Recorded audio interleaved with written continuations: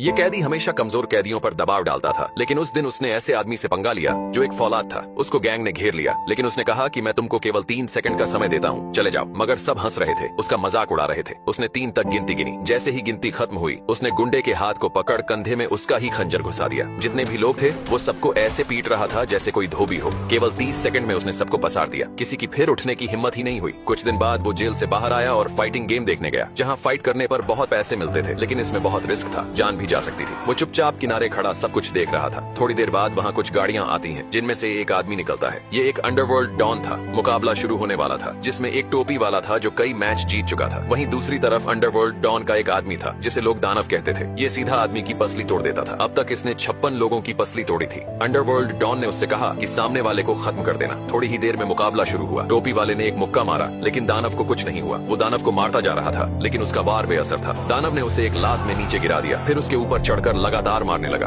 उसकी भी पसली टूट गई। दानव इस फाइट को जीत गया था। अंडरवर्ल्ड डॉन को उस आदमी ने पैसे दिए जिसका आदमी हार गया था। आदमी टेंशन में कार के अंदर बैठा, तभी पीछे वाली सीट पर वही आदमी दिखा जो जेल से छूटा था। उसने कहा कि मुझे भी फाइट करनी है और मैं जीत गया तो 60% मैं रखूंगा। लेकिन फाइट कराने वाले ने कहा, ये कोई बच्चों की फाइट नहीं है और वैसे भी तुमको कोई एक मुक्के में नीचे गिरा देगा। लेकिन कैदी ने उसे पैसों का लालच दिया, जिस वजह से वो मान गया। आदमी कैदी को अंडरवर्ल्ड डॉन के पास लेकर गया कि वो दानव से लड़ेगा, लेकिन डॉन ने उसका मजाक उड़ाया और कहा कि पहले छोटे फाइटर से लड़ लो, तुम्हारे बस का नहीं है। इतनी बेइज्जती के बाद भी कैदी चुप रहा। फिर उसने पहले मुकाबले में हिस्सा लिया, जिससे मुकाबला होने वाला था वो बहुत ताकतवर था, लेकिन कैदी ने उसकी कमजोरी पहचान ली। जब मुकाबला शुरू हुआ तो गुस्से से सामने वाले ने हमला किया, पर कैदी ने एक लात उसकी गोटी पर मारी, फिर उछलकर मुंह पर एक बार में मारा। कैदी फाइट को जीत गया। फाइट करवाने वाला बहुत खुश हुआ। फिर कैदी ने दूसरी फाइट में हिस्सा लिया। इस बार भी ताकतवर फाइटर से सामना हुआ, लेकिन कैदी ने पहचान लिया कि एक मुक्के में इसकी कहानी खत्म है, और वही हुआ। उसने घूमकर एक मुक्का मारा। एक ही मुक्के में वो ढेर हो गया। सभी लोग बहुत हैरान थे। इस तरह कैदी हर बार छोटे मुकाबले जीतता रहा। आखिरकार वो दिन भी आ गया। फाइट करवाने वाला डॉन के सामने था। उसने डॉन को चैलेंज किया और बहुत मोटा पैसा दांव पर लगाया। सामने दानव था, दूसरी तरफ कैदी, जिसने सभी मैचों में केवल 5 सेकंड ही लिए थे चित करने में। थोड़ी देर में मुकाबला शुरू हुआ। पहले कैदी दानव के हर वार से बचा,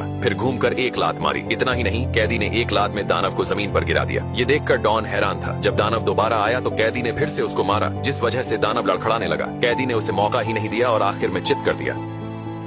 इस लड़की का पैर फिसलता है और वो खाई की तरफ गिरने लगती है, लेकिन उसका दोस्त सुअर पागलों की तरह रस्सी को पकड़ने की कोशिश कर रहा था। आखिरकार लड़की नीचे गिर जाती है, लेकिन दोस्त ने रस्सी पकड़ ली थी। लड़की ऊपर आने की कोशिश में थी, तभी रस्सी सरकने लगती है। उसका दोस्त अपने दांतों से रस्सी को पकड़ रहा था और पकड़ लेता है, लेकिन वो भी तेजी से नीचे सरक जाता है। आखिरी छोर पर उसने खुद को संभाल लिया। लड़की ने इसे बचपन से पाला था। सुअर उसे कैसे नीचे गिरने दे सकता था। जानवरों में एक बहुत बड़ी वफादारी होती है, अपने मालिक का कर्ज अपनी जान से चुकाना। सुअर ने भी वही किया। वो समझ गया चट्टान पर ज्यादा देर रुकना खतरा है। उसने अपना दिमाग दौड़ाया और एक चट्टान में फंसी सूखी लकड़ी देखी। वो तेजी से चट्टान के किनारे पर